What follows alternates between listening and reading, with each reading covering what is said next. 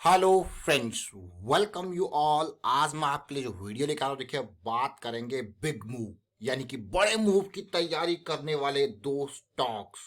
Long term investment की हम बात अक्सर करते हैं क्योंकि बड़े टाइम फ्रेम के ऊपर फोकस होता है, और साथ साथ जब लॉन्ग टर्म इन्वेस्टमेंट की बात होती है तो रिस्क मैनेजमेंट हमारा सबसे टॉप प्रायोरिटी वाला सब्जेक्ट होता है।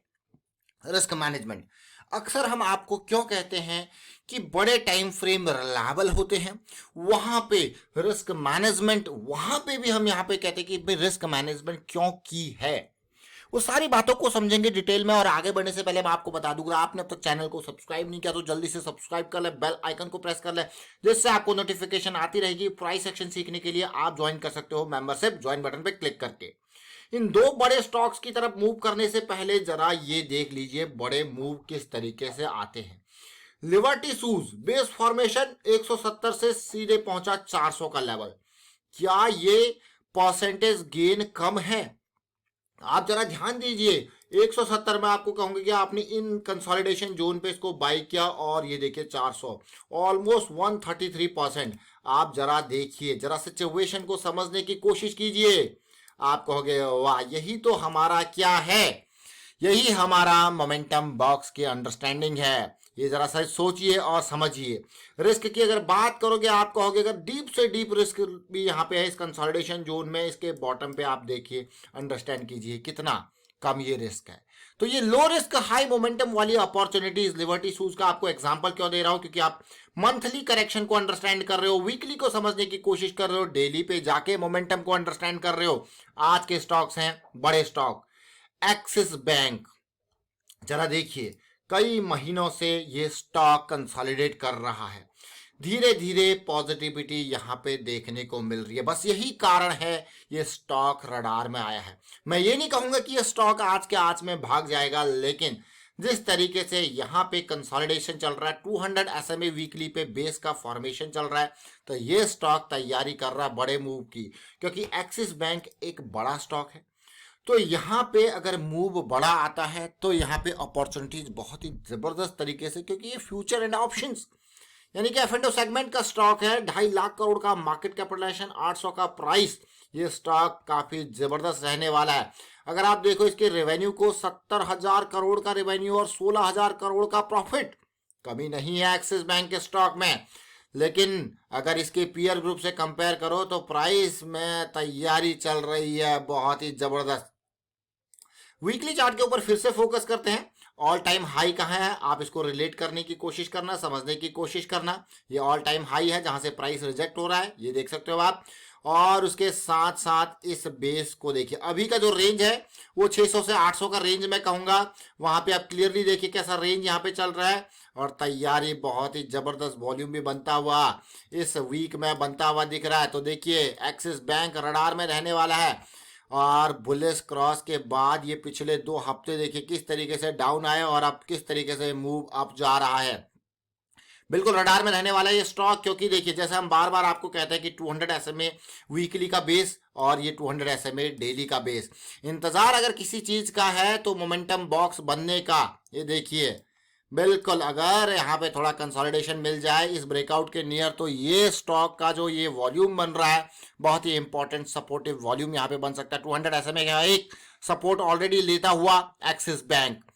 यही नहीं, इसलिए मैंने आपको एग्जांपल दिखाया लिबर्टी शूज का कि किस तरीके से 200 एसएमए वीकली का सपोर्ट और फिर उसके बाद बड़ा धमाका।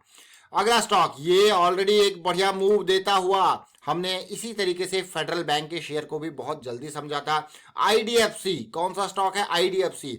आईडीएफसी वो स्टॉक है जिसकी होल्डिंग आईडीएफसी फर्स्ट बैंक में है, आईडीएफसी एएमसी में है, जबरदस्त होल्डिंग है। तो आईडीएफसी का ये स्टॉक जो कि 12,000 करोड़ की मार्केट कैपिटलाइजेशन के साथ मात्र 76 पे ट्रेड कर रहा है, 76 पे ट्रेड कर रहा है, इसको समझेंगे इसके प्राइस एक्शन पे। देखिए मंथली का कंसोलिडेशन जैसे एक्सिस बैंक में हमने देखा, लेकिन यहां मूव पिछले मंथ के हॉल्ट के बाद जस्ट अभी स्टार्ट हो चुका है। मैं ये कहूंगा कि ये मूव आप देख सकते हो मंथली टाइम फ्रेम पे इस प्राइस को, ये देखिए, देख रहे हो इस पार्ट को, तो ये बड़े मूव की तैयारी है। क्या टारगेट 120 का अचीव कर पाएगा?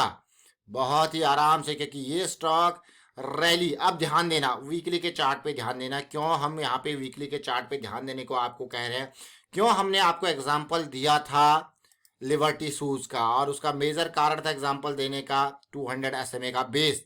ये बहुत इंपॉर्टेंट होता है समझना, 200 SMA का बेस। और उसके बाद पहली कंसोलिडेशन, दूसरी कंसोलिडेशन, ब्रेकआउट के नियर जिस तरीके से हम एक्सपेक्ट कर रहे हैं यहाँ पे एक्सिस बैंक से भी। और अब देखिए वॉल्यूम स्टार्ट, वॉल्यूम स्टार्ट तो बहुत इंपॉर्टेंट ये स्टॉक भी रहने वाला है आने वाले टाइम के हिसाब से।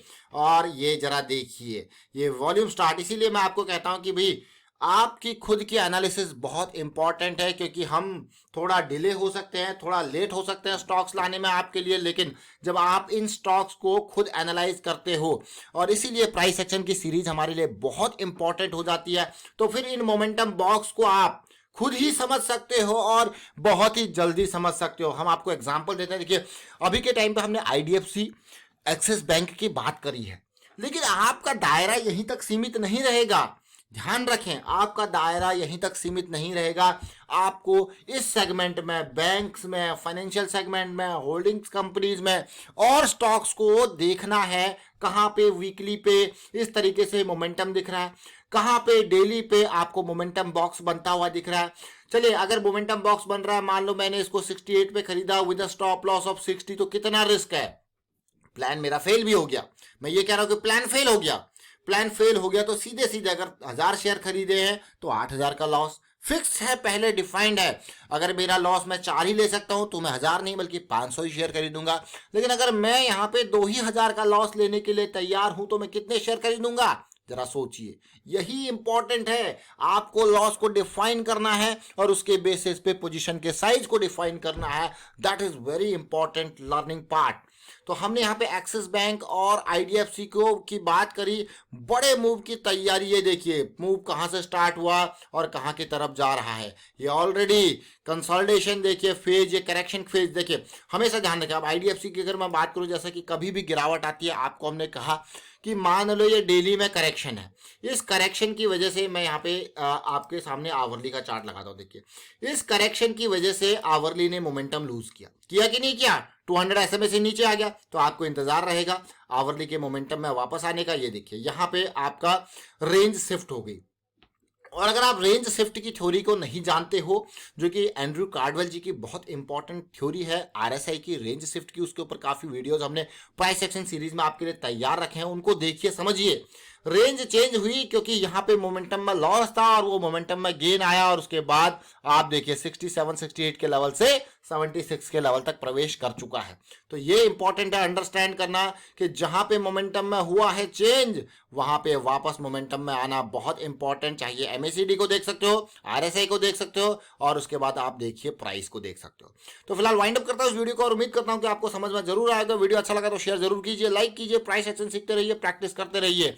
और अगर आप इन वीडियोस के माध्यम से कुछ सीख रहे हो तो डेफिनेटली कमेंट्स के थ्रू हमें भी बताते रहें, ताकि हम भी मोटिवेट होकर आपके लिए और वीडियोस लेके आते रहें। Thank you for watching the video.